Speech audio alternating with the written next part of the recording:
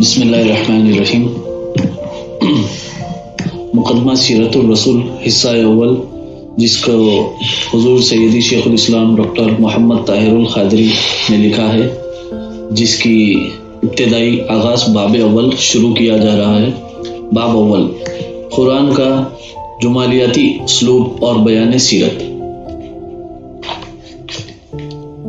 قرآن حکیم کی ہر آیت اور اس کی صورتوں کے نظم میں ایک خاص قسم کا حسن پایا جاتا ہے۔ یہ معنوی، نغمی اور باطنی موسیقیت شعری اوزان و خوانی سے منبرہ ہونے کے باوجود فراوانی کے ساتھ محسوس ہوتی ہے۔ قرآن کی سحر بیانی کافی حد تک اس کے حسن صوتی پر منحصر ہے۔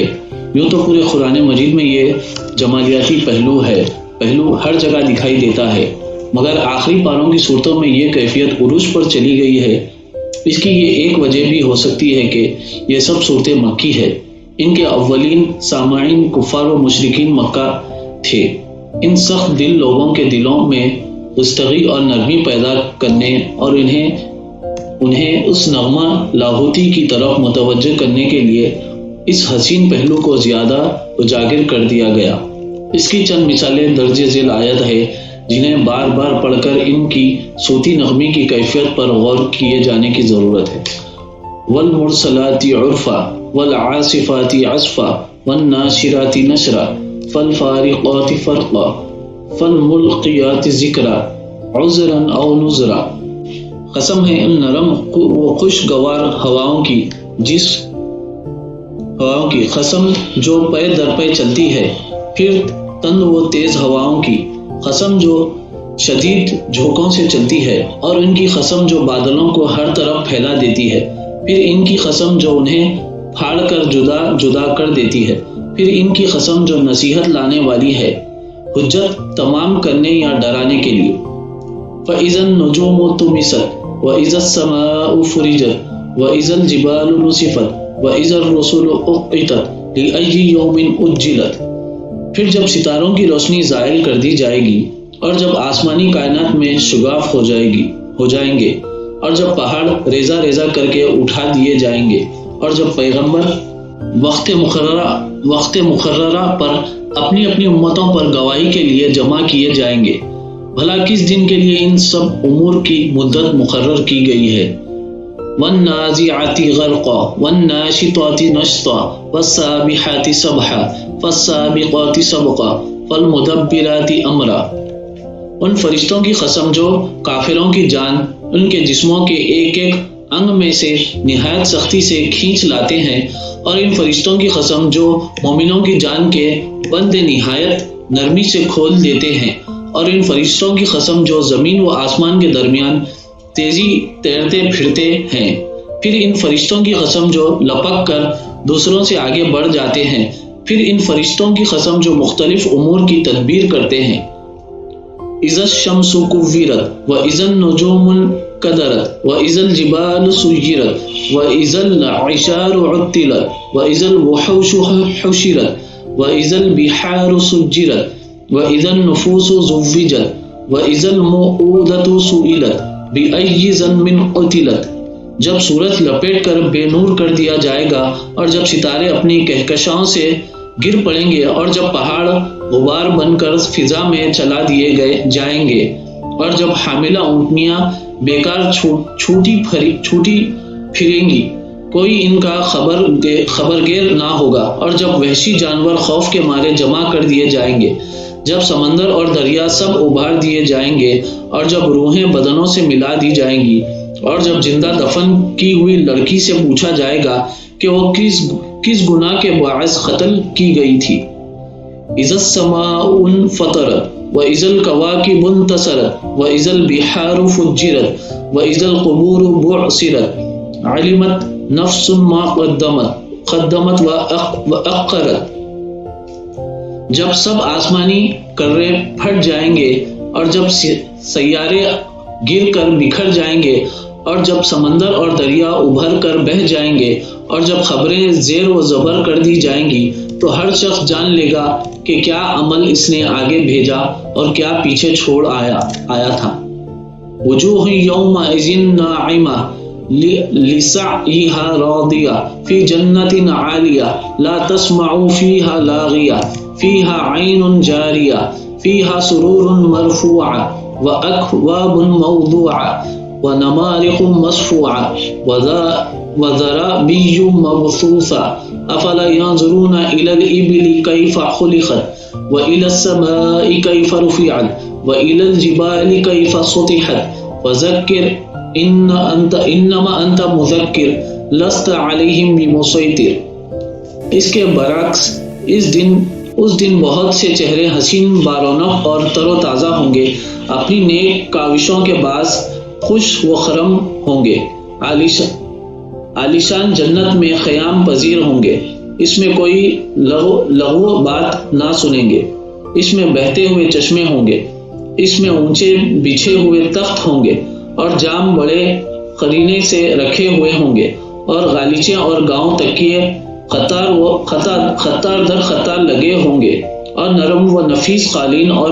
مسندیں بچھی ہوں گی۔ کیا یہ لوگ اونٹ کی طرح نہیں دیکھتے؟ کیا یہ لوگ اونٹ کی طرف نہیں دیکھتے کہ وہ کس طرح عجیب ساخت پر بنایا گیا ہے، اور آسمان کی طرف نگاہ نہیں کرتے کہ وہ کیسے عظیم وسعتوں کے ساتھ اٹھایا گیا ہے، اور پہاڑوں کو نہیں دیکھتے کہ وہ کس طرح زمین سے ابھار کر کھڑے کیے گئے ہیں، اور زمین کو نہیں دیکھتے کہ وہ کس طرح گولائی کے باوجود بچھائی گئی ہے۔ بس آپ نصیحت فرماتے رہیے، آپ تو نصیحت ہی فرمانے والے ہیں۔ والفجر وليال عشر والشفع والوتر واللیل اذا یسر هل فی ذلک قسم لذی حجر۔ اس صبح کی قسم جس سے ظلمت شب چھٹ گئی اور 10 مبارک راتوں کی قسم، اور جفت کی قسم، اور طاق کی قسم، اور رات کی قسم جب گزر چلے، بے شک ان میں عقل مند کے لیے بڑی قسم ہے۔ والشمس والضحى والقمر والقمر اذا تلاها والنهار اذا جلاها والليل اذا يغشاها والسماء وما بناها والارض وما طحاها والنفس وما سواها فألهمها فجورها وتقواها قد افلح من زکاها وقد خاب من دساها۔ سورج کی قسم اور اس کی روشنی کی قسم، اور چاند کی قسم جب وہ سورج کی پیروی کرے یعنی اس کی روشنی سے چمکے، اور دن کی قسم جب وہ سورج کو ظاہر کرے یعنی اسے روشن دکھائے، اور رات کی قسم جب وہ سورج کو زمین کی ایک سمت سے ڈھانپ لے، اور آسمان کی قسم اور اس قوت کی قسم جس نے اسے اذن الہی سے ایک وسیع کائنات کی شکل میں تعمیر کیا، اور زمین کی قسم اور اس قوت کی قسم جو اسے امر الہی سے سورج سے کھینچ دور لے گئی، اور انسانی جان کی قسم اور اسے ہمہ پہلو توازن و درستگی دینے والے کی قسم۔ پھر اس نے اسے اس کی بدکاری اور پرہیزگاری کی تمیز سمجھا دی۔ بے شک وہ شخص فلاح پا گیا جس نے اس نفس کو رذائل سے پاک کر لیا، اور اس میں نیکی کی نشو و نما کی، اور بے شک وہ شخص نامراد ہو گیا جس نے اسے گناہوں میں ملوث کر لیا اور نیکی کو دبا دیا۔ اذا زلزلت الارض زلزالها واخرجت الارض اثقالها وقال الانسان ما لها يومئذ تحدث اخبارها بان ربك اوحى لها۔ جب زمین اپنے سخت بھونچال سے بڑی شدت کے ساتھ تھر تھرائی جائے گی، اور زمین اپنے سب بوجھ نکال باہر پھینکے گی، اور انسان حیران و ششدر ہو کر کہے گا اسے کیا ہو گیا۔ اس دن وہ اپنے حالات خود ظاہر کر دے گا، اس لیے کہ آپ کے رب نے اس کے لیے تیز اشاروں کی زبان کو مسخر فرما دیا ہوگا۔ والعادیات ضبحا فالمؤریات قدحا فالمغیرات صبحا فآثرن به نقعا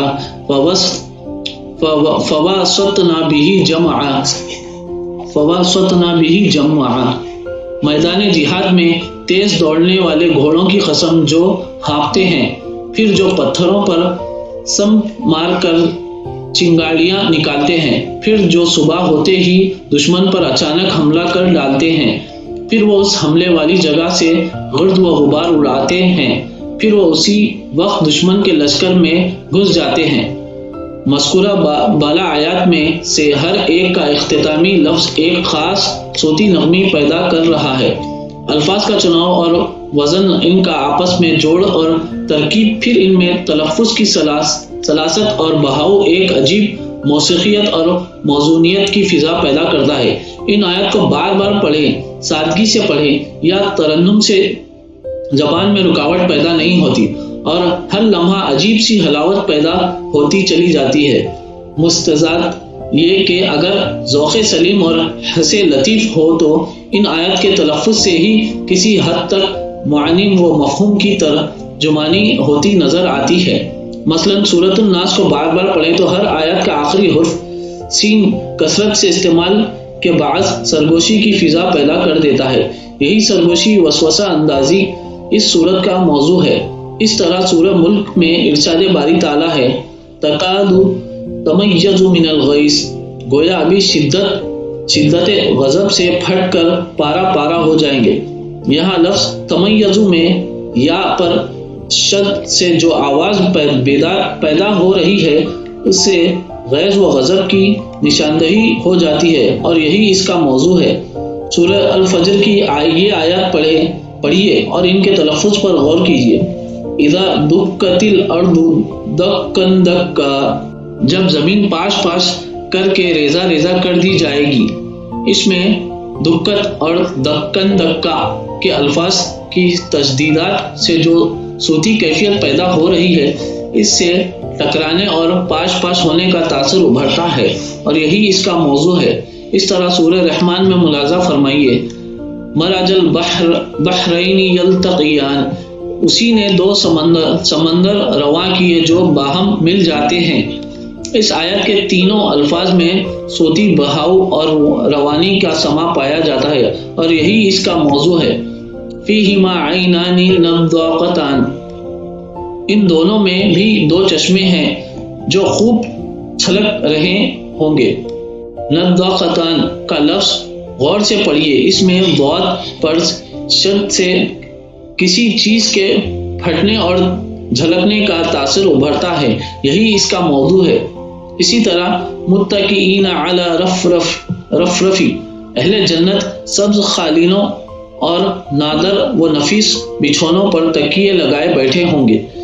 کے الفاظ میں سکون کے نشاندہی ہوتی ہے، یہی منشاء کلام ہے۔ چنانچہ قرآنی آیات اپنے اندر ایک قدرتی تناسب و توازن، موزونیت و موسیقیت اور ترنم و تغنم رکھتی ہے، جس سے خاص قسم کی دلکشی اور جاذبیت پیدا ہوتی ہے۔ یہ قرآن مجید کے اسلوب بیان کا جمالیاتی پہلو ہے جو اپنے اندر خاص قسم کی معنوی دلالت بھی رکھتا ہے، مگر اس کا ادراک کو ذوق لوگوں کو نہیں ہو سکتا، اس لیے کہ ذوق سلیم اور وجدان کی بیداری درکار ہے۔ یہ صفت بھی قرآن ہی کا اعجاز ہے، ایسا رنگ آج تک کسی اور کلام میں نہیں دیکھا جا سکا۔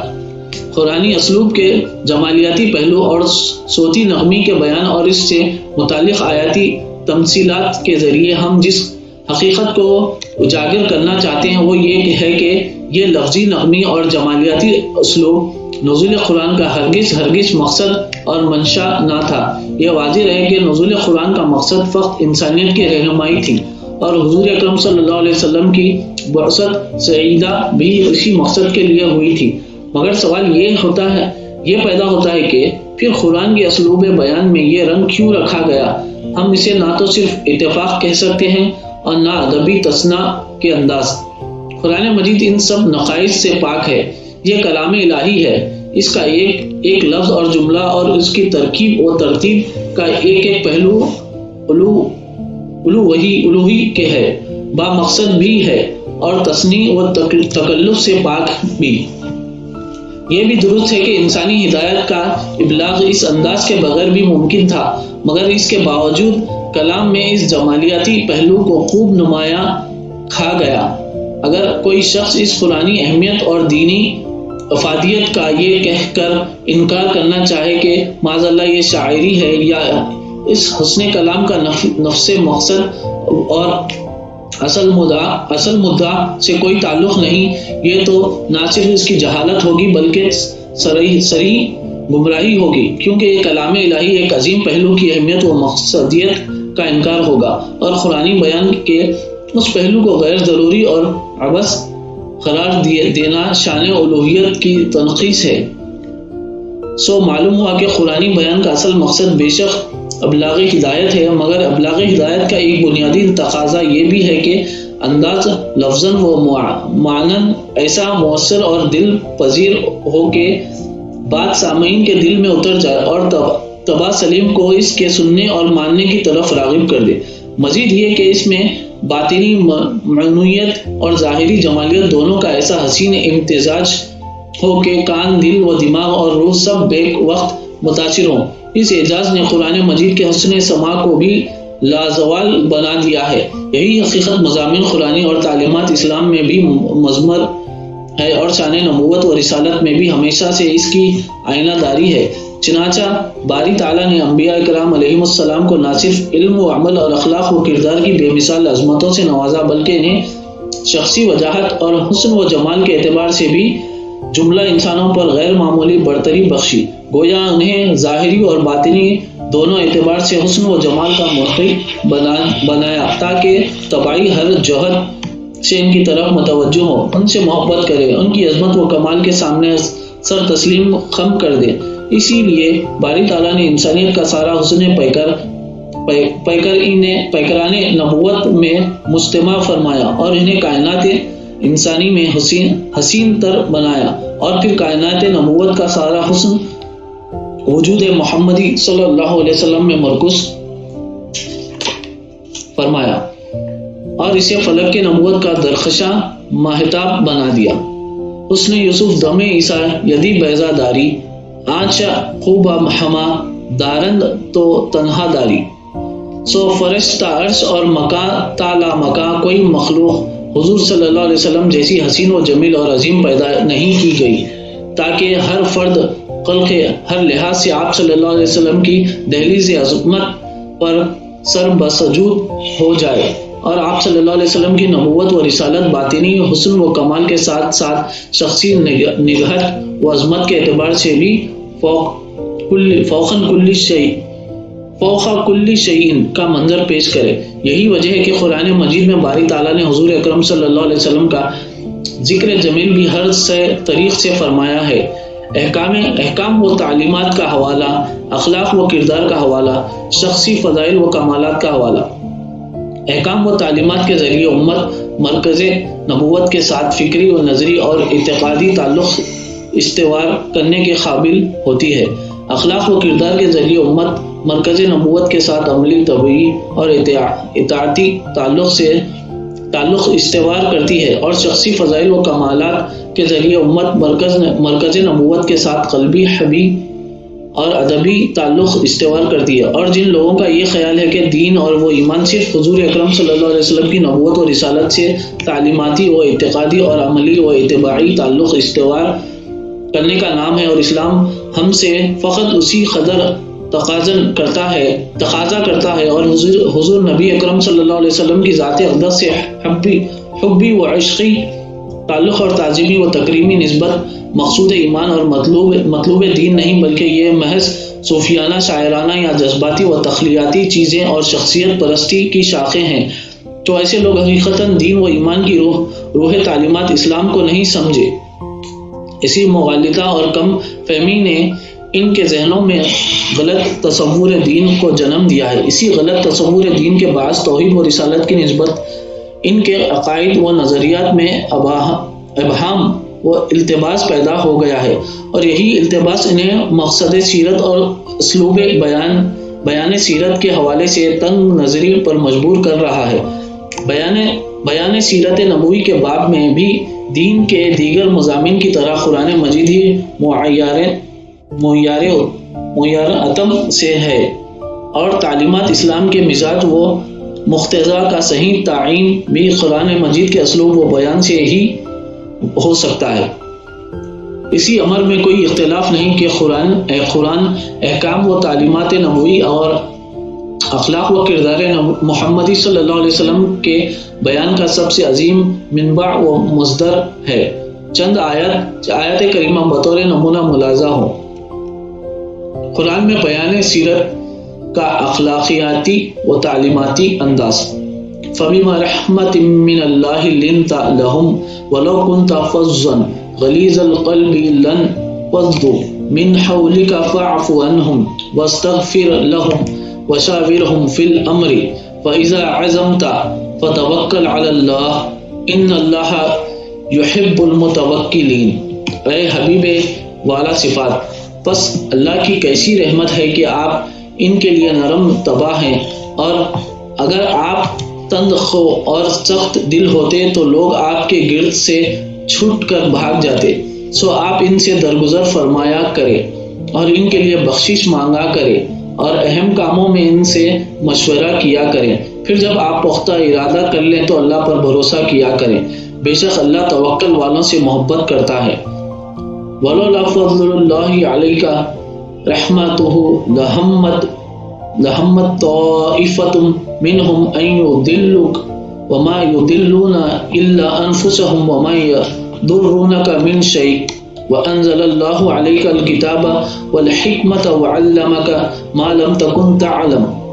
وَكَانَ فَضْلُ اللَّهِ عَلَيْكَ عَظِيمًا۔ اور اے حبیب صلی اللہ علیہ وسلم، اگر آپ پر اللہ کا فضل اور اس کی رحمت نہ ہوتی تو ان دغا بازوں میں سے ایک گروہ یہ ارادہ کر چکا تھا کہ آپ کو بہکا دیں، جبکہ وہ محض اپنے آپ کو ہی گمراہ کر رہے ہیں اور آپ کا تو کچھ بگاڑ ہی نہیں سکتے۔ اور اللہ نے آپ پر کتاب اور حکمت نازل فرمائی ہے، اور اس نے آپ کو وہ سب علم عطا کر دیا ہے جو آپ نہیں جانتے تھے، اور آپ پر اللہ کا بہت بڑا فضل ہے۔ الذين يتبعون الرسول النبي الأمي الذي يجدونه مكتوبا عندهم في التوراة والإنجيل يأمرهم بالمعروف وينهاهم عن المنكر ويحل لهم الطيبات ويحرم عليهم الخبائث ويضع عنهم إصرهم والأغلال التي كانت عليهم والذين آمنوا به وعزروه ونصروه واتبعوا النور الذي أنزل معه أولئك هم المفلحون۔ یہ وہ لوگ ہیں جو اس رسول کی پیروی کرتے ہیں جو امی لقب نبی ہیں، یعنی دنیا میں کسی شخص سے پڑھے بغیر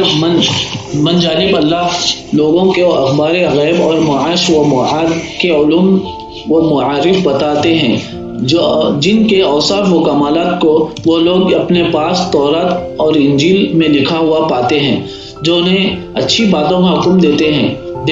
اور بری باتوں سے منع فرماتے ہیں، اور ان کے لیے پاکیزہ چیزوں کا حلال کرتے ہیں اور ان پر پلید چیزوں کو حرام کرتے ہیں، اور ان سے ان کے بارے گرہ اور توخ خیود جو ان پر نافرمانیوں کے باعث مسلط تھے ساخت فرماتے اور انہیں نعمت آزادی سے بہریاب کرتے ہیں۔ پس جو لوگ اس برگزیدہ رسول پر ایمان لائیں گے اور ان کی تعظیم و توقیر کریں گے اور ان کے دین کی مدد و نصرت کریں گے اور اس نور قرآن کی پیروی کریں گے جو ان کے ساتھ اتارا گیا ہے، وہی لوگ ہی فلاح پانے والے ہیں۔ لَقَدْ جَاءَكُمْ رَسُولٌ مِّنْ أَنفُسِكُمْ عَزِيزٌ عَلَيْهِ مَا عَنِتُّمْ حَرِيصٌ عَلَيْكُمْ بِالْمُؤْمِنِينَ رَءُوفٌ رَحِيمٌ۔ بے شک تمہارے پاس تم میں سے ایک باعظمت رسول تشریف لائے، تمہارا تکلیف و مشقت میں پڑنا ان پر سخت گراں گزرتا ہے۔ اے لوگوں، وہ تمہارے لیے بھلائی اور ہدایت کے بڑے طالب و آرزومند رہتے ہیں، اور مومنوں کے لیے نہایت ہی شفیق بے حد رحم فرمانے والے ہیں۔ وما ارسلناک الا رحمۃ للعالمین، اور اے رسول محتشم، ہم نے آپ کو نہیں بھیجا مگر تمام جہانوں کے لیے رحمت بنا کر۔ لقد کان لکم فی رسول اللہ اسوۃ حسنہ، فی الحقیقت تمہارے لیے رسول اللہ صلی اللہ علیہ وسلم کی ذات میں نہایت ہی حسین نمونہ حیات ہے۔ یا ایھا النبی انا ارسلناک شاہدا ومبشرا ونذیرا، وداعیا الی اللہ بإذنہ وسراجا منیرا۔ اے نبی مکرم صلی اللہ علیہ وسلم، بے شک ہم نے آپ کو حق اور قلب کا مشاہدہ کرنے والا اور حسن آخرت کی خوشخبری دینے والا اور عذاب آخرت کا ڈر سنانے والا بنا کر بھیجا ہے، اور اس کے اذن سے اللہ کی طرف دعوت دینے والا اور منور کرنے والا آفتاب بنا کر بھیجا ہے۔ هو الذی بعث فی الامیین رسولا منہم یتلو علیہم آیاتہ وَيُزَكِّهِمْ وَيُعَلِّمُهُمُ الْكِتَابَ وَالْحِكْمَةَ وَإِنْ كَانُوا مِنْ قَبْلُ لَفِي ضَلَالٍ مُبِينٍ۔ وہی ہے جس نے ان پڑھ لوگوں میں انہی میں سے ایک باعظمت رسول صلی اللہ علیہ وسلم کو بھیجا، وہ ان پر اس کی آیتیں پڑھ کر سناتے ہیں اور ان کے ظاہر و باطن کو پاک کرتے ہیں اور انہی کتاب و حکمت کی تعلیم دیتے ہیں۔ بے شک وہ لوگ ان کے تشریف لانے سے پہلے کھلی گمراہی میں تھے۔ وَإِنَّكَ لَعَلَى خُلُقٍ عَظِيمٍ، اور خلق عظیم، اور بے شک آپ عظیم و شان خلق پر قائم ہیں، یعنی آداب قرآنی سے مزین اور اخلاق الہیہ سے متصف ہیں۔ یا ایھا المدثر قم فانذر وربک فکبر وثیابک فطہر والرجز فاہجر۔ اے چادر اوڑھنے والے حبیب صلی اللہ علیہ وسلم، اٹھیں اور لوگوں کو اللہ کا ڈر سنائیں اور اپنے رب کی بڑائی اور عظمت بیان فرمائیں، اور اپنے ظاہر و باطن کے لباس پہلے کی طرح ہمیشہ پاک رکھیں اور حسب سابق گناہوں اور بتوں سے الگ رہیں۔ درج بلا آیات کریمہ کے مضامین سے سیرت النبی صلی اللہ علیہ وسلم کے ان پہلوؤں کا مواد ملتا ہے جن کا تعلق احکام و تعلیمات اور اخلاق و کردار کے عملی گوشوں سے ہے۔ دیکھنا یہ ہے کہ کیا قرآن مجید نے سیرت رسول صلی اللہ علیہ وسلم کے ذکر کو صرف انہی تعلیماتی اور عملی گوشوں اور پہلوؤں تک محدود رکھا ہے، یا آپ صلی اللہ علیہ وسلم کے شخصی محاسن و کمالات اور فضائل و شمائل کو بھی اپنا موضوع بنایا ہے؟ جب ہم اس زاویہ نگاہ سے قرآن مجید کا مطالعہ کرتے ہیں تو واضح طور پر معلوم ہوتا ہے کہ قرآن کا بیان سیرت، فضائلی و شمائلی اور کمالاتی و جمالیاتی پہلوؤں سے بھی مملو، اور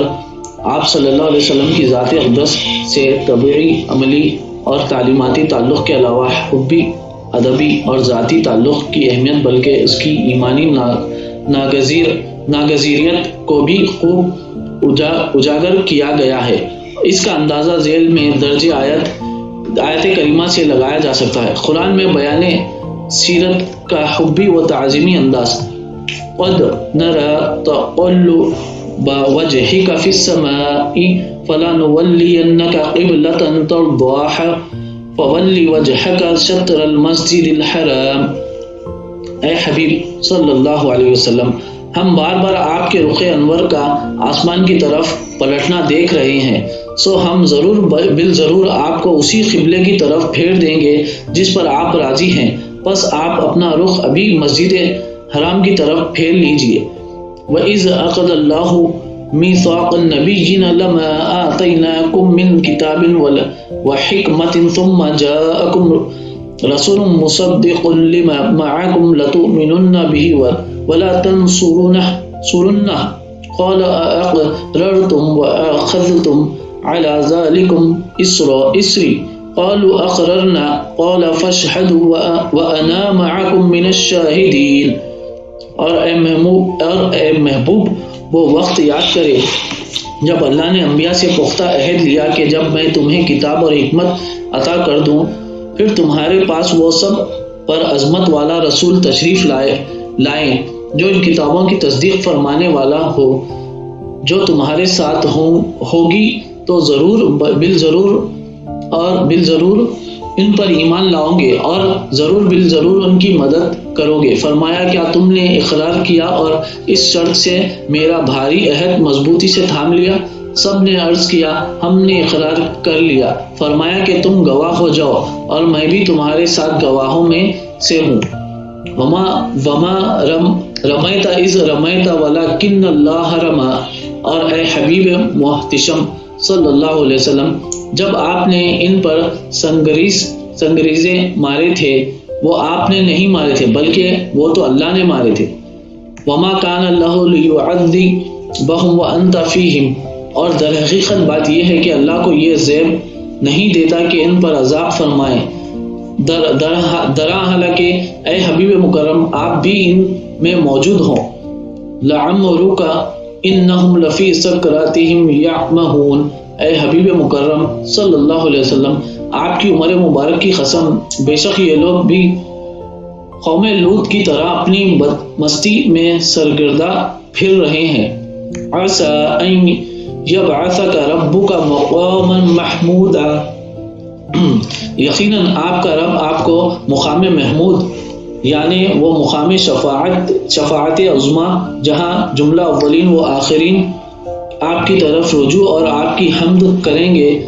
پر فائز فرمائیں گے۔ لا تجعلوا دعاء الرسول بینکم کدعاء بعضکم بعضا، تم لوگ رسول کے بلانے کو ایسا ہرگز نہ سمجھنا جیسا تم آپس میں ایک دوسرے کو بلاتے ہو۔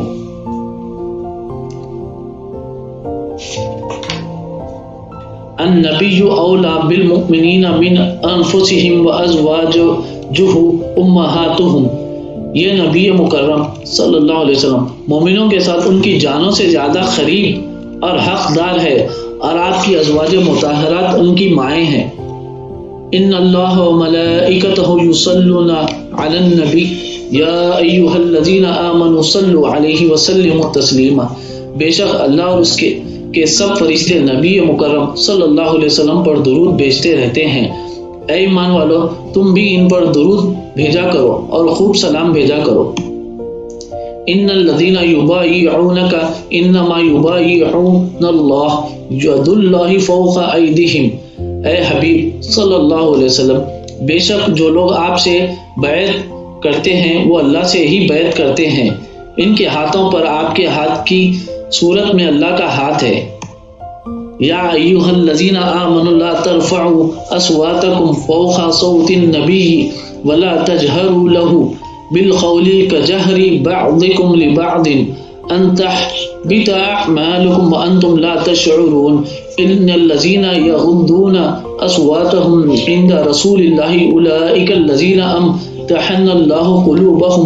للتقوى لهم مغفرة واجر عظيم۔ اے ایمان والو تم اپنی آوازوں کو نبی مکرم صلی اللہ علیہ وسلم کی آواز سے بلند مت کیا کرو، اور ان کے ساتھ اس طرح بلند آواز سے بات بھی نہ کیا کرو جیسے تم ایک دوسرے سے بلند آواز کے ساتھ کرتے ہو، ایسا نہ ہو کہ تمہارے سارے اعمال ہی ایمان سمیت غارت ہو جائیں اور تمہیں ایمان اور اعمال کے برباد ہو جانے کا شعور تک بھی نہ ہو۔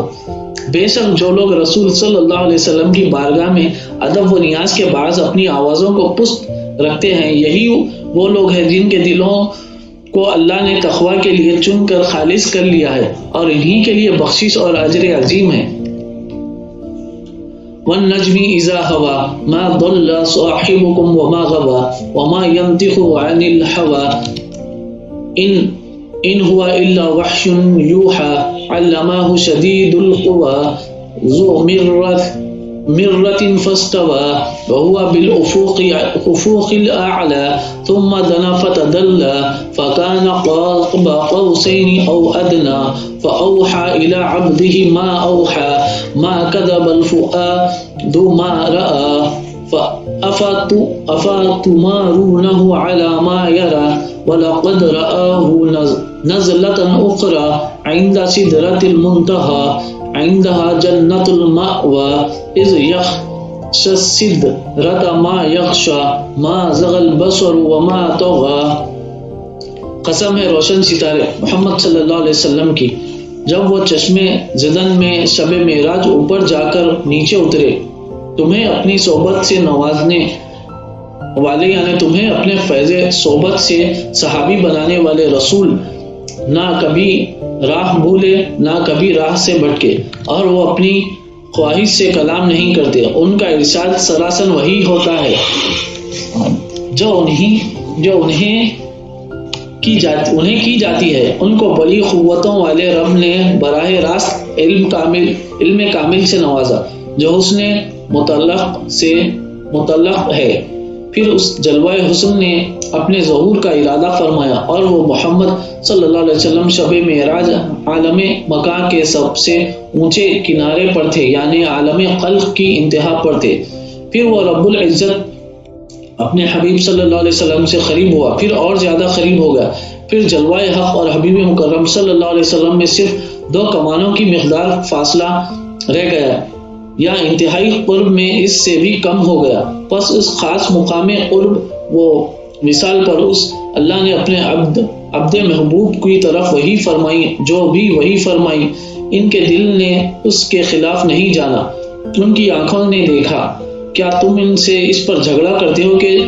جو انہوں نے دیکھا؟ اور بے شک انہوں نے تو اس جلوہ حق کو دوسری مرتبہ پھر دیکھا، اور تب تم ایک بار دیکھنے پر ہی جھگڑا کر رہے ہو۔ سدرۃ المنتہا کے قریب اسی کے پاس جنت المأویٰ ہے۔ جب نور حق کی تجلیات سدرۃ المنتہا کو بھی ڈھانپ رہی تھی، جو کہ اس پر سایہ فگن تھے، اور ان کی آنکھ نہ کسی اور طرف مائل ہوئی اور نہ حد سے بڑی، اور جس کو تکنا تھا اس پر جمی رہی۔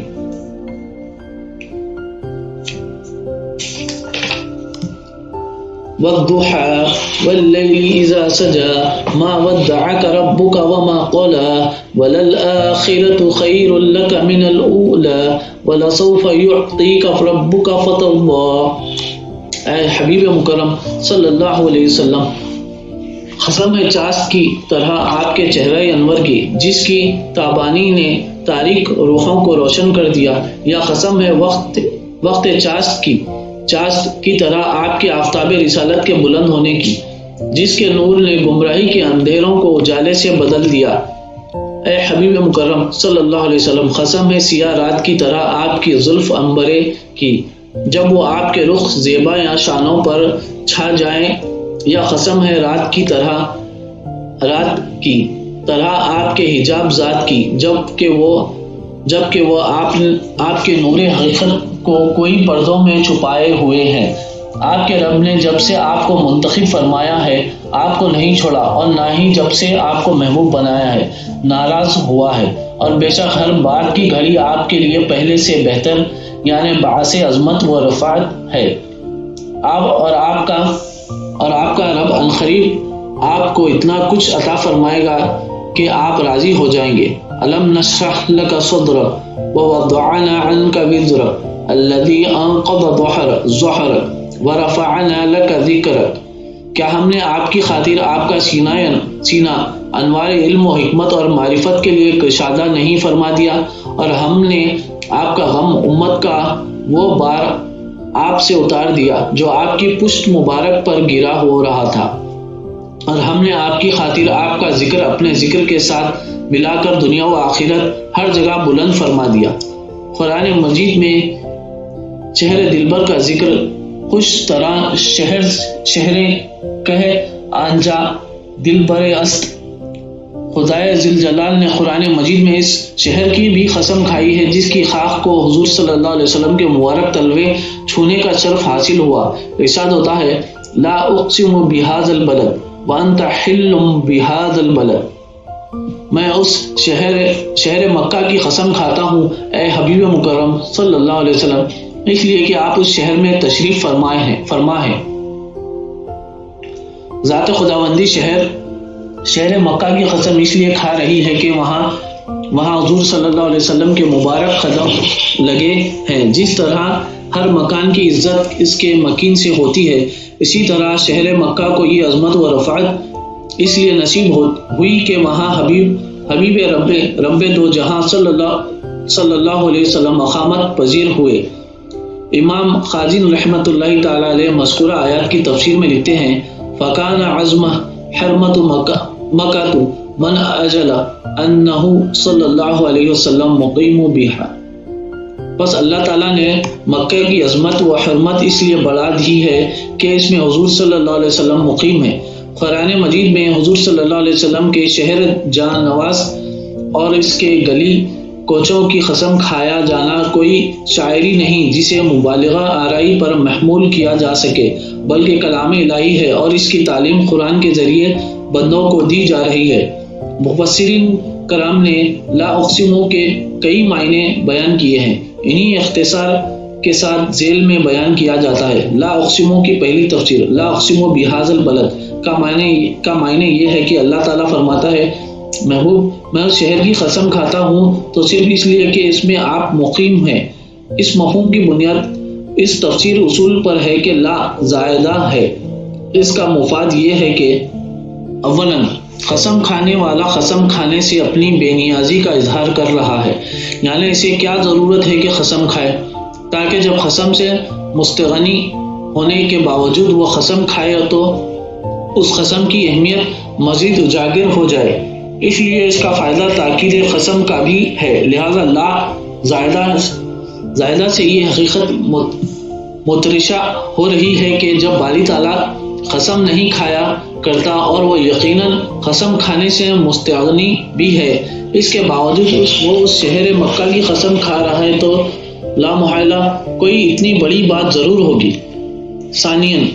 بادی النظر میں یہ شہر بھی دوسرے شہروں کی طرح سنگ و خشت سے ہی تعمیر کیا گیا ہے، مگر محبوب صلی اللہ علیہ وسلم کے وہاں سکونت اختیار کرنے سے اسے وہ عظمت و تقدس اور محبوبیت نصیب ہو گئی ہے کہ وہ اللہ تعالیٰ کے نزدیک بھی قسم کھائے جانے کے لائق ہو گیا.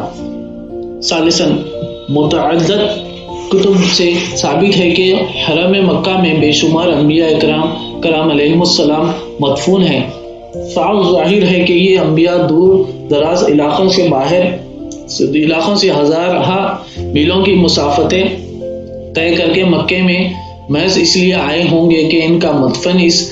زمین پر بنے جسے نبی آخر الزمان صلی اللہ علیہ وسلم جائے ولادت اور مسکن ہونے کا شرف حاصل ہونے والا تھا، اور انہیں یہ اطلاع بلا شک وہ شبہ سابقہ آسمانی کتب اور صحائف سے ملی تھی، کیونکہ پہلی کتابوں میں حضور صلی اللہ علیہ وسلم کی ولادت اور جائے ولادت کی تذکرے موجود تھے. ان معلومات سے صرف اس قدر وضاحت مقصود تھی کہ بے شک شہر مکہ کی عظمت میں کعبہ معظمہ، انبیاء اکرام کے مقدس مقابر، مقام ابراہیم، مطاف، حجر اسود، صفا مروہ اور آب زمزم وغیرہ سب کو دخل ہے، لیکن ان چیزوں نے شہر مکہ کو اللہ تعالیٰ کی قسم کے لائق نہیں بنایا. لا زائدہ کے ذریعے یہی واضح کیا گیا ہے کہ ان تمام نسبتوں کے باوجود اللہ تعالیٰ قسم نہیں کھاتا، بلکہ ان سب سے قطع نظر اللہ تعالیٰ اس شہر کی قسم صرف اسی لیے کھا رہا ہے کہ اسے محبوب صلی اللہ علیہ وسلم کے قدموں سے نسبت ہو گئی ہے، جس کے مقابلے میں باقی سب نسبتیں مان پڑ گئی ہیں. لا اقسمو کی دوسری تفسیر کی روح سے آیا مبارک میں لا استفہام انکاری کا ہے، جبکہ واو حالیہ ہے. بنا برے لا اقسمو کا مفہوم یہ ہوا، اے محبوب صلی اللہ علیہ وسلم، یہ کیسے ہو سکتا ہے کہ میں اس شہر کی قسم نہ کھاؤں حالانکہ تو بھی اس میں مقیم ہے. اس اسلوب کلام میں ایک شان استعجاب پائی جاتی ہے کہ یہ کیسے ممکن ہے کہ اللہ تعالیٰ کا حبیب صلی اللہ علیہ وسلم اس شہر مکہ میں مقیم ہو اور اللہ تعالیٰ پھر بھی یہاں کی قسم نہ کھائے. نہیں، اللہ تعالیٰ تو یہاں کی گرد کے ذات کے ذرات کی بھی قسم کھائے گا، کیونکہ انہیں آپ صلی اللہ علیہ وسلم سے نسبت ہے. لا اقسمو کی تیسری تفسیر حل اور حلول میں آزادی سے گھومنے پھرنے کا معنی بھی پایا جاتا ہے، جس کا معنی یہ ہے کہ اللہ تعالیٰ اس شہر کی قسم اس وقت کھاتا ہے جب اس کا محبوب صلی اللہ علیہ وسلم اس کی گلیوں میں خرام ناز کرتا ہے. قاضی ثناء اللہ پانی پتی رحمت اللہ تعالی علیہ فرماتے ہیں، اقسم اللہ سبحانہ مکہ مقیدا بحل لہو اظہار لمزید فصائلہ. یہ جملہ مقسم با کے ساتھ بطور حال واقع ہوا کیونکہ اللہ تعالیٰ نے مکے کی قسم حضور صلی اللہ علیہ وسلم کے چلنے پھرنے کی حالت اور شرط کے ساتھ کھائی ہے. لا اقسمو کی چوتھی تفسیر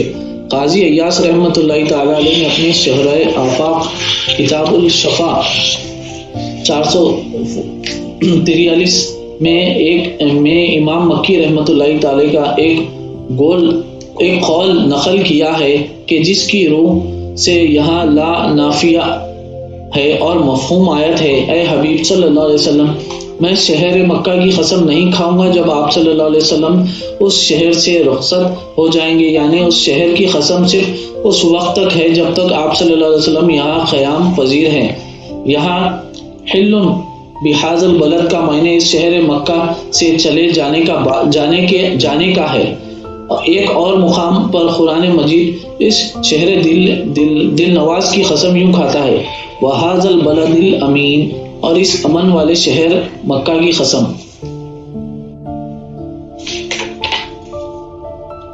ابن عطا نے اس آیت کی تفسیر میں کہا، امن اللہ تعالی بمقامہ فیہا وکونا بہا فإن کونہ امان حیث کان، اللہ تعالیٰ نے آپ صلی اللہ علیہ وسلم کے وہاں رہنے اور آپ صلی اللہ علیہ وسلم ہی کی وجہ سے اسے جائے امن بنایا ہے، کیونکہ آپ صلی اللہ علیہ وسلم جہاں کہیں بھی ہو آپ صلی اللہ علیہ وسلم کا ہونا امن ہے۔ شہر کی بات تو الگ رہی، ذات حق ان ہجروں کا ذکر بھی کمال شان محبت سے کرتی ہے جن میں اس کا محبوب اقامت پذیر ہے۔ قرآن مجید میں ان ناسمجھ لوگوں کو جو اپنے کام سے آتے اور حضور صلی اللہ علیہ وسلم کے ہجروں سے باہر آوازیں دے کر آپ صلی اللہ علیہ وسلم کے آرام میں خلل ڈالتے عذاب بارگاہ نبوت سکھانے کے لیے ارشاد فرمایا، ان الذین ینادونک من وراء الحجرات اکثرهم لا یعقلون، بے شک جو لوگ آپ کو ہجروں کے باہر سے پکارتے ہیں ان میں سے اکثر آپ کے بلند مقام و مرتبے اور آداب تعظیم کی سمجھ نہیں رکھتے۔ حضور صلی اللہ علیہ وسلم اخلاق حسنہ کے جس مقام پر تھے اس کے باعث آپ صلی اللہ علیہ وسلم ان لوگوں سے بھی درگزر تحمل اور بردباری سے پیش آتے تھے، لیکن اللہ تعالیٰ کو ان کا یہ طرز عمل جو اس کے حبیب صلی اللہ علیہ وسلم کے لیے سوء ادب اور بے آرامی کا باعث تھا کب گوارا ہو سکتا تھا، لہذا ان ناسمجھ لوگوں کو وہ اشگاف الفاظ میں تنبیہ کر دی گئی۔ قرآن مجید میں حضور صلی اللہ علیہ وسلم کے القاب ہیں دل نواز۔ یہ بات بطور خاص قابل ذکر ہے کہ قرآن مجید میں کسی بھی مقام پر حضور اکرم صلی اللہ علیہ وسلم کو نام لے کر نہیں پکارا گیا، جبکہ دوسرے انبیاء اکرام علیہ السلام کو ان کے ناموں سے پکارا جاتا رہا، مثلا یا آدم انبئوہم باسمائہم، اے آدم اب تم انہی ان اشیاء کے ناموں سے آگاہ کرو، یا نوح بتو بسلام منا برکات، اے نوح ہمارے طرف سے سلامتی اور برکتوں کے ساتھ کشتی سے اتر جاؤ، یا زکریا انا نبشرک بغلام اسمہ یحییٰ، ارشاد ہوا اے زکریا بے شک ہم تمہیں ایک لڑکے کی خوشخبری سناتے ہیں جس کا نام یحییٰ ہوگا، یا یحییٰ خذ الکتاب بقوہ، اللہ تعالیٰ نے فرمایا اے یحییٰ کار نبوت کو مضبوطی سے سنبھالو اور جو کتاب بھی نازل ہو چکی ہے اس کتاب کو مضبوطی سے پکڑے رہو، یا موسیٰ انی اصطفیتک علی الناس برسالتی بکلامی، اے موسیٰ بے شک میں نے تمہیں لوگوں پر اپنے پیغامات اور اپنے کلام کے ذریعے برگزیدہ و منتخب فرما لیا، یا عیسیٰ انی متوفیک، اے عیسیٰ بے شک میں تمہیں پوری عمر تک پہنچانے والا ہوں۔ لیکن ہم دیکھتے ہیں کہ حضور اکرم صلی اللہ علیہ وسلم کو مخاطب فرماتے ہوئے باری تعالیٰ نے ہمیشہ آپ صلی اللہ علیہ وسلم سے محبتاً اور تشریفاً القابات اور خطابات سے یاد فرمایا ہے، مثلا یا ایھا الرسول بلغ ما انزل الیک من ربک، اے برگزیدہ رسول جو کچھ آپ کی طرف آپ کے رب کی جانب سے نازل کیا گیا ہے وہ سارا لوگوں کو پہنچا دیجیے۔ طٰہ ما انزلنا علیک القرآن لتشقی، طٰہ اے میرے محبوب ہم نے آپ پر یہ قرآن اس لیے تو نہیں اتارا کہ آپ محنت شاخہ میں پڑ جائیں، یا ایھا النبی انا ارسلناک شاہدا و مبشرا و نذیرا، اے نبی مکرم صلی اللہ علیہ وسلم، بے شک ہم نے آپ کو حق اور قلب کا مشاہدہ کرنے والا اور حسن آخرت کی خوشخبری دینے والا اور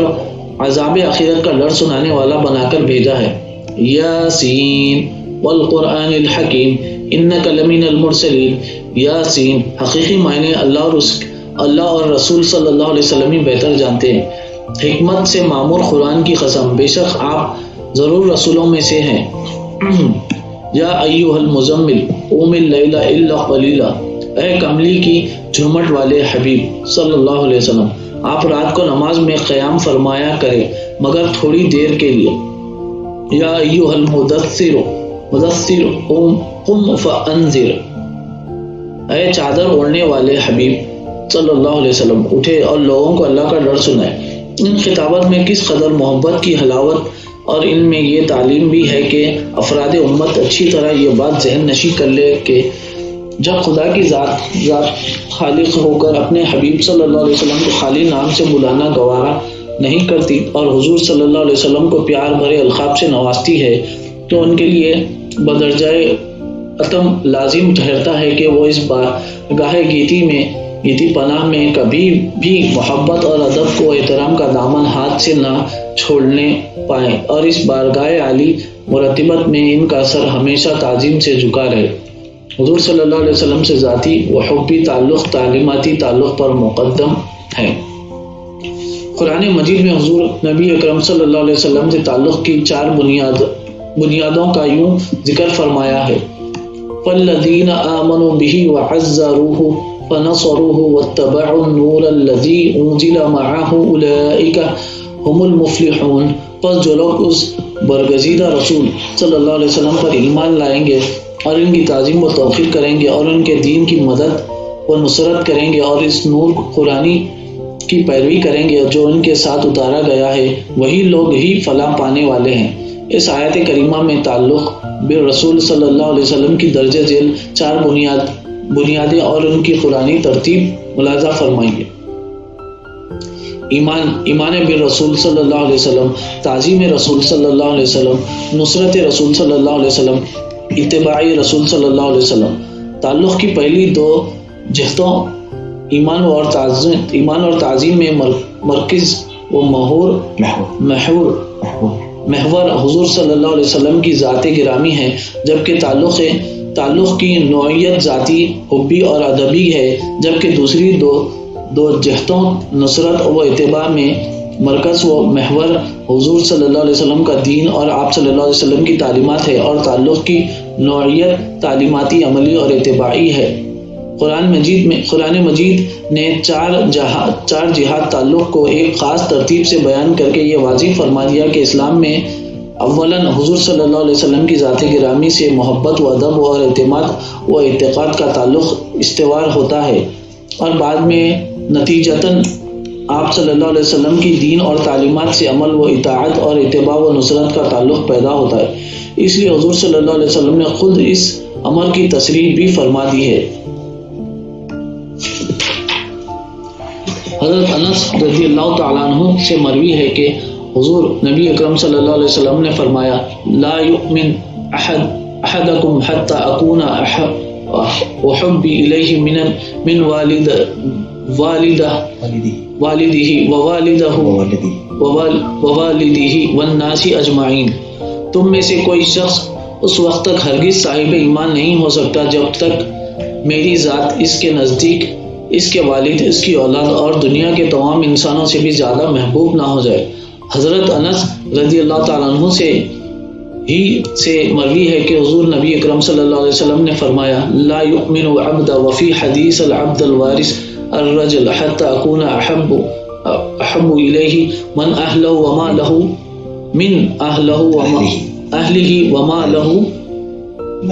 مالہ والناس اجمعین۔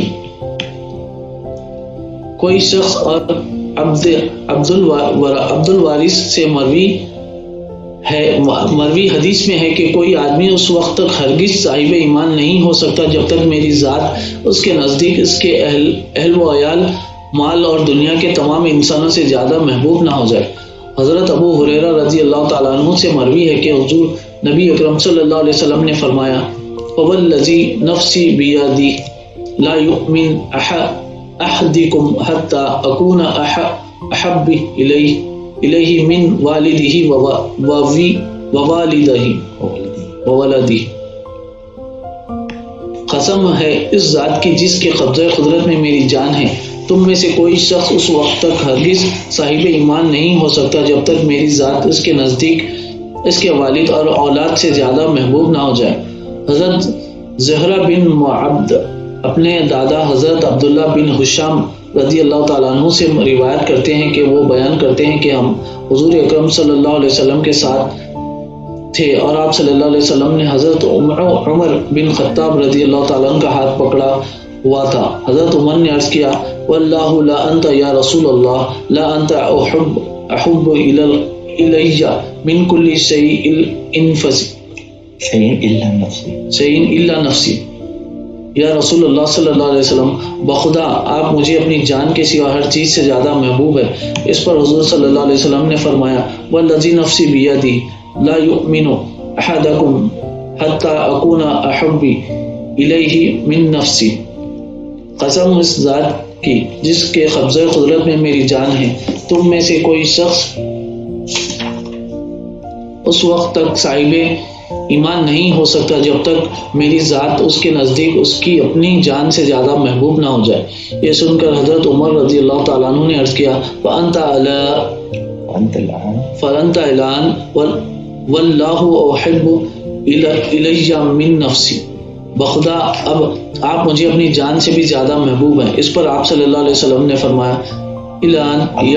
الآن یا عمر، ہاں اے عمر اب تمہارا ایمان مکمل ہوا ہے، تم نے پہچان لیا اور وہ کہا جو تم پر واجب تھا. حضرت زہرہ بن معبد کے دادا سے مروی مذکورہ بالاحادیث صحیح بخاری میں درج ذیل الفاظ کے ساتھ روایت کی گئی ہے کہ حضرت عبداللہ بن ہشام رضی اللہ تعالیٰ نے روایت کرتے ہیں كنا مع النبي صلى الله عليه وسلم وهو آخذ بيده عمر بن خطاب وقال له عمر يا رسول الله لا أنت أحب إلي من كل شيء إلا من نفسي. فقال النبي صلى الله عليه وسلم لا والذي نفسي بيدي حتى أكون أحب إليك من نفسك. فقال له عمر فإنه الآن والله لا أنت أحب إلي من نفسي. فقال النبي صلی اللہ علیہ وسلم الآن یا عمر. ہم حضور نبی اکرم صلی اللہ علیہ وسلم کے ساتھ اور آپ صلی اللہ علیہ وسلم نے حضرت عمر بن خطاب رضی اللہ تعالیٰ عنہ کا ہاتھ پکڑا ہوا تھا. حضرت عمر رضی اللہ تعالیٰ عنہ عرض گزار ہوئے یا رسول اللہ صلی اللہ علیہ وسلم آپ مجھے اپنی جان کے علاوہ وہ ہر شے سے زیادہ محبوب ہے. اس پر حضور نبی اکرم صلی اللہ علیہ وسلم نے فرمایا نہیں، تمہارا ایمان کامل نہیں ہو سکتا. قسم ہے اس ذات کی جس کے دستے قدرت میری جان ہے، یہاں تک کہ میں تمہاری جان سے بھی زیادہ تمہیں محبوب نہ ہو جاؤں. یہ سن کر حضرت عمر رضی اللہ تعالیٰ عنہ عرض گزار ہوئے خدا کی قسم اب آپ مجھے اپنی جان سے بھی زیادہ محبوب ہے. چنانچہ حضور نبی اکرم صلی اللہ علیہ وسلم نے فرمایا اے عمر اب تمہارا ایمان مکمل ہوا، تم نے پہچان لیا ہے اور کہا وہ کہا جو تم پر واجب تھا. حضرت عبد الرحمن اپنے والد ابو لیلہ سے روایت کرتے ہیں کہ حضور نبی اکرم صلی اللہ علیہ وسلم نے فرمایا لا یؤمن عبد حتی اکون احب الیہ من نفسی و اہلی احب الیہ من اہلی و ذاتی احب الیہ من ذاتی. کوئی شخص اس وقت تک ہرگز صاحب ایمان نہیں ہو سکتا جب تک میں اس کے نزدیک اس کی جان سے زیادہ محبوب نہ ہو جاؤں اور میرے اہل و عیال اس کے نزدیک اس کے اپنے اہل و عیال سے زیادہ محبوب نہ ہو جائے اور میری ذات اس کے نزدیک اس کی اپنی ذات سے زیادہ محبوب نہ ہو جائے. اس احادیث مبارک میں حضور نبی اکرم صلی اللہ علیہ وسلم کی ذات گرامی سے کمال درجہ محبت کا نام ایمان بتایا ہے اور اس کے فقدان کو ایمان کی نفی سے تعبیر کیا ہے. اس مقام پر قرآن مجید نے حضور نبی اکرم صلی اللہ علیہ وسلم سے 4 تعلق بیان کیے ہیں. تعلق محبت، تعلق تعظیم، تعلق نصرت اور تعلق اتباع۔ پہلے دو تعلق ذات سے خاص ہیں اور دوسرے دو تعلق تعلیمات سے۔ یہی ترتیب ایمان ہے اور اسی پر فلاح کا انحصار ہے، اور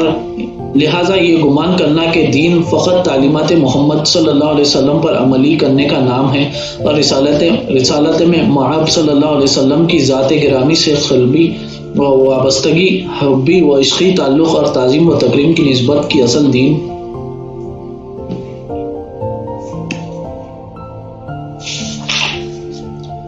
میں کوئی اہمیت نہیں۔ فی الحقیقت اصل دین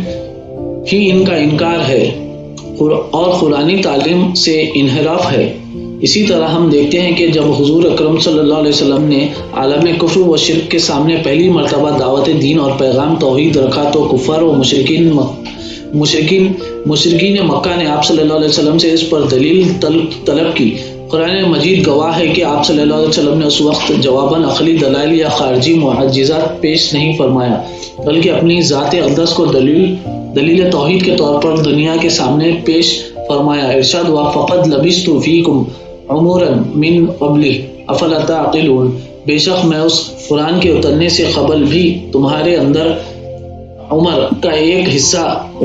حصہ بسر کر چکا ہوں، سو کیا تم عقل نہیں رکھتے؟ یہاں توجہ طلب نقطہ یہ ہے کہ دعوت دین اور توحید کی پیش کی گئی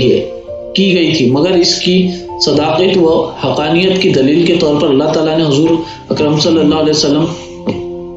کی ذات اقدس اور حیات مبارک کو پیش فرمایا۔ یہاں دین میں اہمیت سیرت تو اجاگر ہو ہی رہی ہے، مگر واقعہ کا اہم پہلو یہ ہے کہ دین اور توحید کی دلیل اول اور دلیل اتم ذات محمدی صلی اللہ علیہ وسلم کو قرار دیا جا رہا ہے۔ عقلی و نظری، فکری و عملی اور تاریخی و تعلیماتی دلیل پیش نہیں کی گئی۔ کیا یہ قرآنی انداز معاذ اللہ شخصیت پرستی کا راستہ تو نہیں دکھا رہا؟ ایسا نہیں ہو سکتا، بلکہ حقیقت یہ ہے کہ ذات و سیرت محمد صلی اللہ علیہ وسلم کی فضیلت و کمال اور عظمت و اہمیت کو اجاگر کرنے سے توحید کا اثبات اور دین کا تحقق ہو رہا ہے۔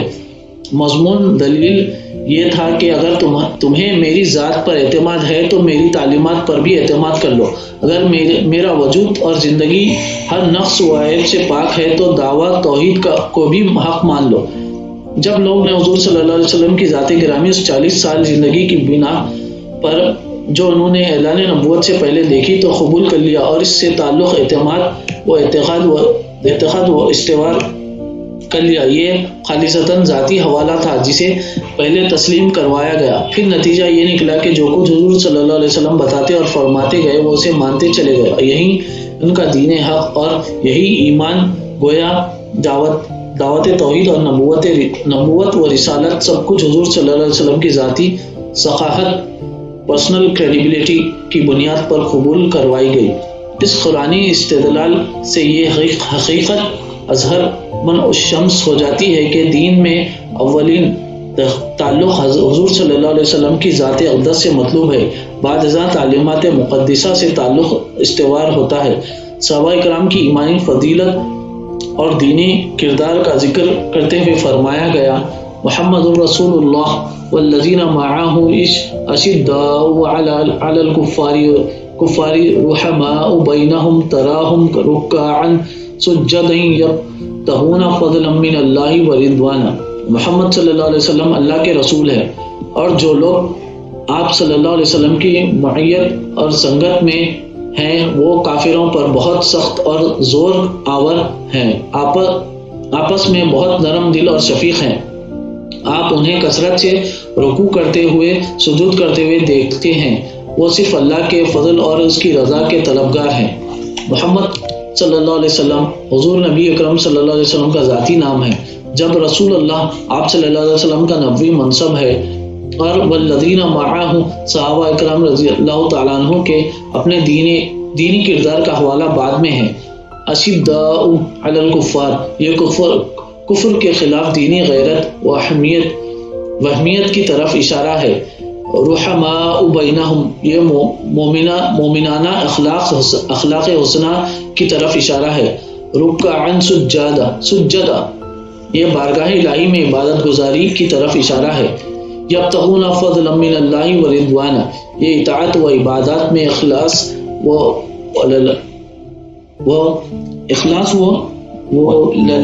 للہیات کی طرف اشارہ ہے۔ غور طلب پہلو یہ ہے کہ یہ ہے طاعت و عبادت الہی، اخلاص و للہیت، اخلاق حسنہ اور جہاد اسلامی، ایسے تمام ایمانی محاسن اور دینی فضائل کا ذکر مؤخر کیا گیا ہے، بلکہ انہیں اصل پہچان قرار نہیں دیا گیا۔ صحابہ کرام رضی اللہ تعالیٰ عنہ کی اصل پہچان اور علامت فضیلت والذین معہ کہہ کر حضور اکرم صلی اللہ علیہ وسلم سے نسبت و تعلق کو قرار دیا گیا ہے، یعنی وہ جماعت اپنے تقویٰ و طاعت، عبادت و ریاضت اور اخلاق و جہاد جیسے خصائل کے باعث صحابہ بنے، نہ ان خوبیوں کی وجہ سے انہیں بعد انبیاء تمام طبقات انسانی پر فضیلت و فوقیت ملی ہے، اور ان کا اصل امتیاز فقط معیت محمد صلی اللہ علیہ وسلم ہے۔ ان کا ذاتی تعلق تھا جو بہر صورت تعلیماتی و عملی تعلق پر فائق تھا، کیونکہ تعلیماتی، عملی اور اتباعی تعلق تو امت کے دیگر صالح طبقات کو بھی میسر ہے۔ تمام غوث، قطب، ابدال، ائمہ و مجددین، علماء اور جملہ اولیاء و صالحین حضور اکرم صلی اللہ علیہ وسلم سے پہلو اتباع کے رشتے میں تو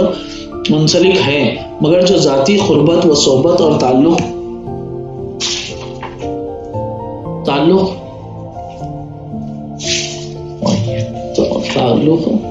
وہ معیت کا شرف صحابہ اکرام رضی اللہ تعالیٰ عنہ کو ملا تھا، وہ کسی اور کو نہ مل سکا۔ وہی ذاتی تعلق کائنات انسانی میں ان کے شرف و امتیاز کا باعث بن گیا۔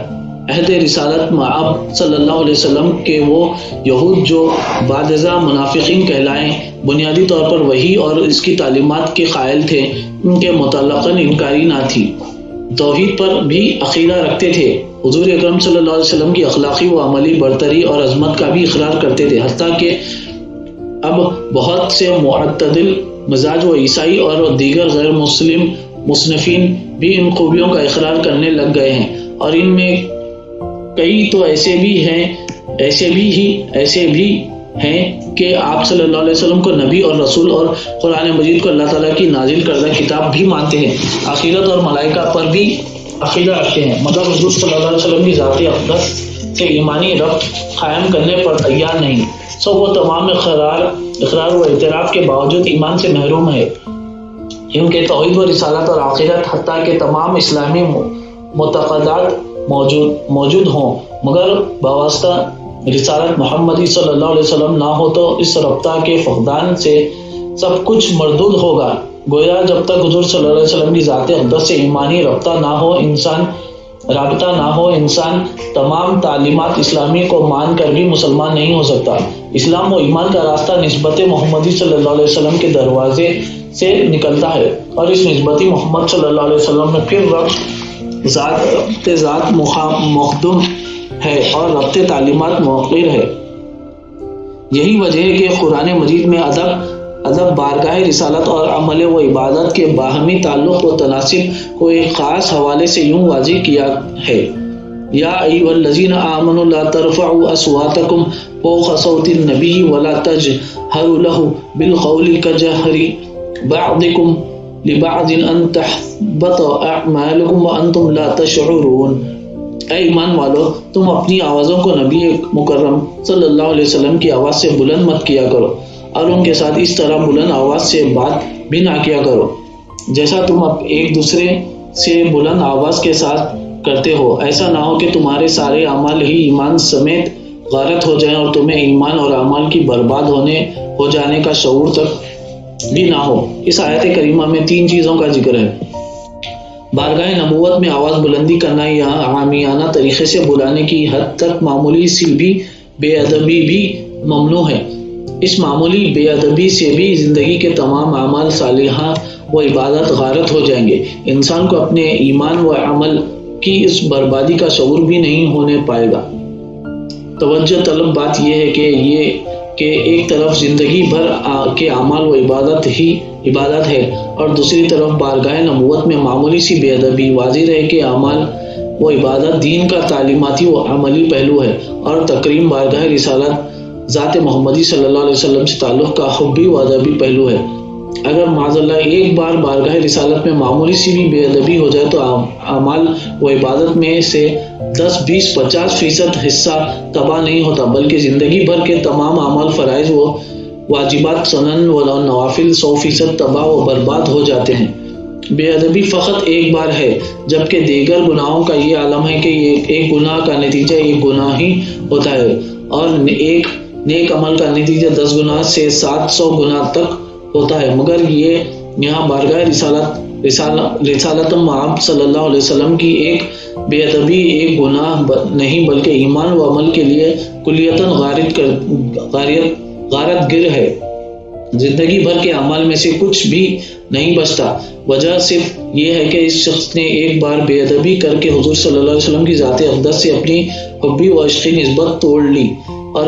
ادبی اور وہ تکریمی تعلق کی نفی کر دی، اور یوں وہ آپ صلی اللہ علیہ وسلم سے دور ہو گیا۔ جب حضور صلی اللہ علیہ وسلم کی ذات اقدس سے اس کا قلبی و حبی رشتہ نہ رہا تو آپ صلی اللہ علیہ وسلم کی تعلیمات سے عملی رشتے کی بھی کوئی اہمیت و حیثیت باقی نہ رہی۔ ان تمام دلائل قرآنی کا مقصد اس حقیقت کو واضح کرنا تھا کہ سیرت، جو فی الحقیقت ذکر رسول صلی اللہ علیہ وسلم کا ایک وسیع عنوان ہے، کا انداز و اسلوب کیا ہونا چاہیے۔ کیا فقط حضور صلی اللہ علیہ وسلم کی حیات طیبہ کے فکری و عملی اور تعلیماتی اور نظریاتی گوشوں کو اجاگر کرنے سے بیان سیرت کا حق ادا ہو جائے گا؟ جیسا کہ عصر حاضر کے بعض روشن خیال سیرت نگاہوں سے اسلامی زعما و مفکرین کا موقف ہے، ہماری رائے میں اس بیان سیرت سے مقصود کا نصف آخر پورا ہوتا ہے، نصف اول ترک ہو جاتا ہے۔ مقصود سیرت کا نصف آخر حضور نبی اکرم صلی اللہ علیہ وسلم کے حیات طیبہ کے تعلیمات و نظریاتی اور اخلاقی و عملی پہلوؤں کو اجاگر کرنا اور ان کا حسن صداقت و حقانیت ذہنوں میں راسخ کرنا ہے۔ مگر یہ سب کچھ کر لینے کے باوجود حضور ختمی مرتبت صلی اللہ علیہ وسلم کی ذات اقدس میں عشق و محبت کا وہ والہانہ پن اور قلبی و روحی تعلق کی وہ وارفتگی جس سے آنکھیں نمناک اور دل غمناک ہو پیدا نہیں ہو سکتا۔ حضور نبی اکرم صلی اللہ علیہ وسلم کی ذات گرامی کے تعلق میں وہ جذباتی شیفتگی اور انداز جنوں جو زندگی کو آپ صلی اللہ علیہ وسلم کے ہجر کی طلب اور طلب وصال کی لذت سے آشنا کر دے، اور جس سے مسلمان حضور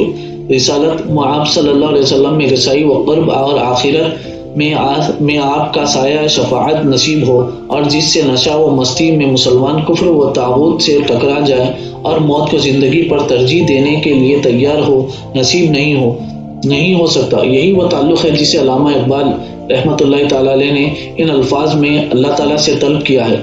عطا اسلاف کا جذب درو کر، شریک زمرہ لا یحزنو کر، قرض کی گتھیاں سلجھا چکا میں، میرے مولا مجھے صاحب جنو کر۔